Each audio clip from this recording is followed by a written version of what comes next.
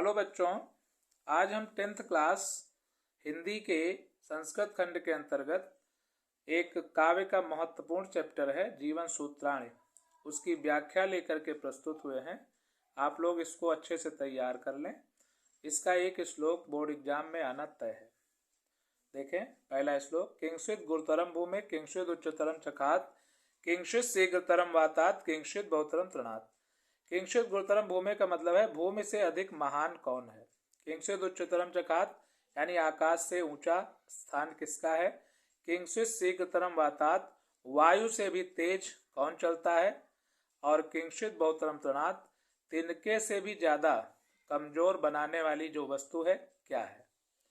उत्तर इसका युधिष्ठिर देते हैं, माता गुरुतरा भूमि खात पितोच्च तरस तथा मनः शीघ्रतरम वातात चिंता बहुतरी तृणात्।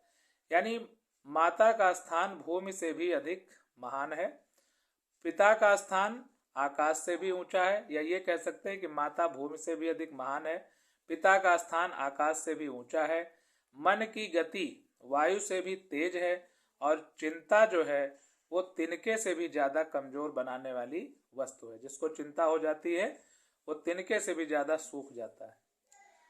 तीसरा श्लोक है, किंचित प्रौषतो मित्रम किंचिन मित्रम गृहे सता आतुरस्य च किम मित्रम किंचिन मित्रम मरिष्यता। फिर यक्ष पूछता है युधिष्ठिर से कि बताइए, प्रवास यानी विदेश में मित्र कौन होता है, घर में मित्र कौन होता है, बीमार व्यक्ति का मित्र कौन होता है, और मरने वाले का मित्र कौन होता है। तो युधिष्ठिर इसका उत्तर देते हैं, सार्था प्रवशतो मित्रम भार्या मित्रम गृहेशता और आतुरस्य भिषक मित्रम दानम मित्रम मरिष्यता। इसका अर्थ यह है कि सार्था का मतलब होता है विदेश में रहने वाले का मित्र धन होता है। सार्थ मतलब धन भी होता है, साथी भी होता है। भार्या मित्रम गृहस्था, घर में मित्र पत्नी होती है। बीमार का मित्र भिषक माने वैद्य होता है। दानम मित्रम मरिष्यता, मरने वाले का मित्र दान होता है। अगला 5वां श्लोक है, किंचित एक पदम धर्म्यम किंचित एक पदम यशा किंचित एक पदम स्वर्गम किंचित एक पदम सुखम। यानी धर्म का एकमात्र आधार क्या है, और यश का एकमात्र आधार क्या है, स्वर्ग का एकमात्र आधार क्या है, और सुख का एकमात्र आधार क्या है। तो युधिष्ठिर ने उत्तर दिया, दाक्ष्यम एक पदम धर्मम दानम एक पदम यशा सत्यम एक पदम स्वर्गम शीलम एक पदम सुखम। यानी जो योग्यता है, दक्षता या निपुणता धर्म का एकमात्र आधार है, दान यश का एकमात्र आधार है, सत्य स्वर्ग प्राप्त करने का एकमात्र आधार है या साधन है, और चरित्र जो है वह सुख का एकमात्र आधार होता है। फिर यक्ष प्रश्न पूछता है, धान्यानाम उत्तमम किंचित धनानाम स्यात् किमुत्तमम लाभानाम उत्तमम किंचित् सुखानाम स्यात् किमुत्तमम।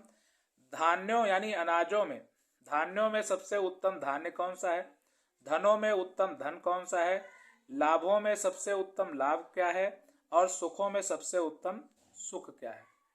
तो इसका जो उत्तर है वो देते हैं युधिष्ठिर। कहते हैं, धान्यानाम उत्तमम दाक्ष्यम, धान्यों में उत्तम जो है दाक्ष्यम वही चतुराई निपुणता यानी योग्यता है। धनों में उत्तम श्रुतम, श्रुत मतलब शास्त्र हैं।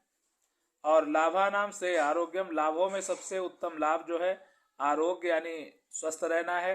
और सुखा नाम तुष्टिरुत्तमा, सुखों में सबसे उत्तम सुख है संतुष्टि यानी संतोष। फिर अंत में युधिष्ठिर से यक्ष पूछता है कि बताइए, किंग न हित्वा प्रियो भवत किंग न हित्वा न सोचती किंग न हित्वा अर्थवान भवत किंग न हित्वा सुखी भवेत। बताइए, मनुष्य क्या छोड़ करके प्रिय होता है, क्या छोड़ करके शोक नहीं करता, क्या छोड़ करके व्यक्ति अर्थवान यानी धनवान होता है, और क्या छोड़ करके मनुष्य सुखी होता है। तो युधिष्ठिर ने इसका उत्तर दिया, मानम हित्वा प्रियो भवति क्रोधम हित्वा न सोचति कामम हित्वा अर्थवान भवति लोभम हित्वा सुखी भवेत।